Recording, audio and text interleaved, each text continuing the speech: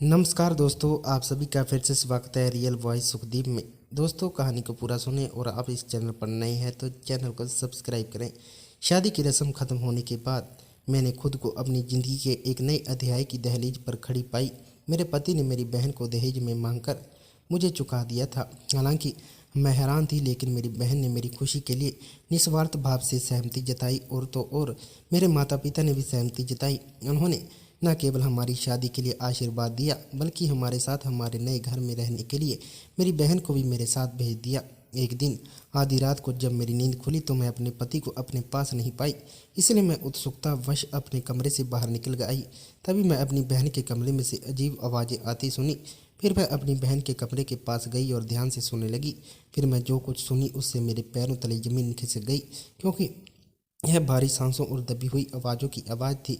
मैं अंदर झांकने की हिम्मत जुटाने से पहले एक पल के लिए झिझक गई, क्योंकि मेरे जीवन में एक ऐसा पल आ गया था। अब मैं अपने पति और बहन को एक साथ अतरंग दृश्य में व्यस्त देखी। मैं उन्हें कुछ समय देख रही थी, लेकिन मुझे कुछ समझ में नहीं आ रहा था कि क्या मैं करूं। तभी मेरी बहन ने धीरे से फुसफुसाना, प्लीज करो को, मैं बहुत दर्द से गुजर रही हूँ। लेकिन उसने शरारती मुस्कान के साथ उससे कहा, बस थोड़ा और, इससे किसी को नुकसान नहीं पहुंचेगा। अपनी भावनाओं को नियंत्रण करने में असमर्थ मैं बिना बताए कमरे से घुस गई। मेरे सामने जो दृश्य था उसे देखकर तो मैं भी, दोस्तों, मेरा नाम सीमा है। मेरा नाम ही मेरी खूबसूरती और शालीनता का प्रमाण था। मेरे घर में मम्मी पापा और मेरी एक जुड़वा बहन थी। मेरे पापा शिक्षा चालक थे। वे कठिनाइयों का सामना करने के बावजूद भी दृढ़ रहे और मुझे और मेरी बहन वंदना को, हम दोनों को सर्वोत्तम शिक्षा प्रदान करने के लिए दृढ़ संकल्पित रहे। उन्होंने बहुत अधिक परिश्रम किया और घर के खर्चे के साथ साथ थोड़ा पैसा बचत भी किया, जिसका उपयोग करके हम दोनों बहनों को अच्छी शिक्षा दिलाई।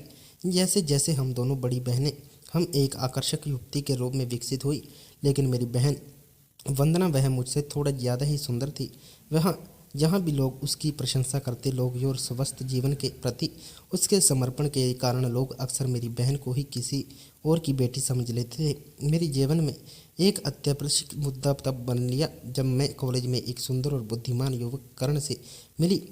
दीपक कक्षा में मुझसे एक साल आगे था, लेकिन समान विषयों के कारण हमने कई बार एक साथ पढ़ाई की। आपसी दोस्तों के जरिए हमारा पहला परिचय जल्द गहरी दोस्ती में बदल गया था, क्योंकि हमने अपनी साझा रुचियां और मूल्यों का पता चला। दीपक के सीधे स्वभाव और दयालु हृदय ने मेरे लिए और भी प्रिय बना दिया। जैसे जैसे हमने शहर की पढ़ाई और खोजबीन में एक साथ ज़्यादा समय बिताया, हमारा रिश्ता हर गुजरने के दिन के साथ मजबूर होता गया।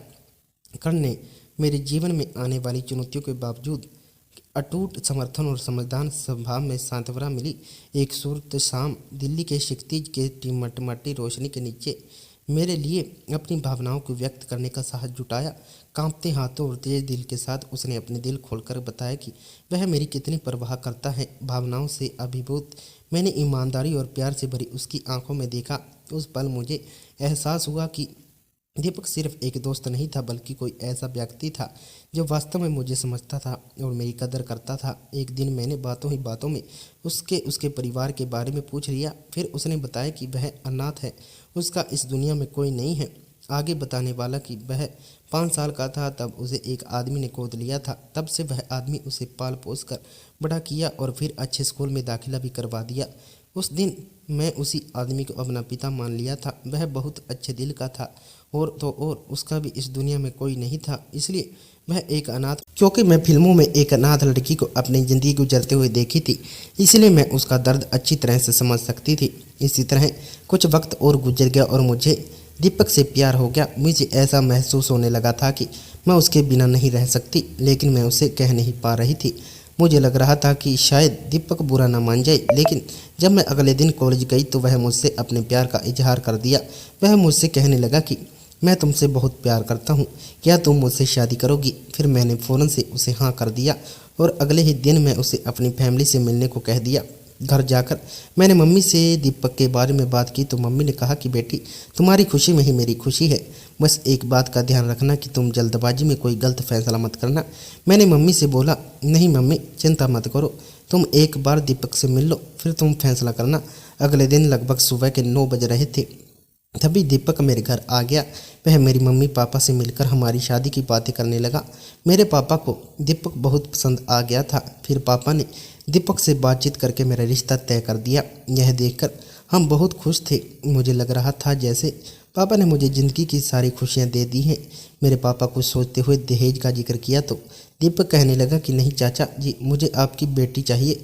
दीपक की यह बात सुनकर पापा भी बहुत खुश हो गए, क्योंकि आज के ज़माने में बिना दहेज के शादी होना बहुत ही मुश्किल है। मेरी मम्मी की शादी तैयारियां शुरू कर दी। शादी के कार्ड छपाई से लेकर खाने की सुविधा तक सब कुछ बुक कर दिया।